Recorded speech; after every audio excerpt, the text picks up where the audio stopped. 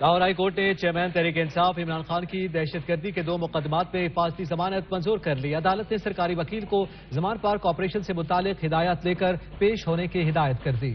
Lahore high court میں اسلام آباد میں درج 2 مقدمات میں حفاظتی ضمانت کی درخواست اور ضمان پارک آپریشن کی سماعت ہوئی۔ چیئرمین تحریک انصاف عمران خان عدالت میں پیش ہوئے۔ جسٹس طارق سلیم شیخ نے تنبیہ کی کہ میڈیا پر بیٹھ کر جو عدلیہ کا مذاق بنا رہے ہیں، میں ان کے خلاف توہین عدالت کی کارروائی کروں گا۔ اگر تمام فریقین نے عدلیہ کی عزت نہ کی تو پھر توہین عدالت کی کارروائی کروں گا۔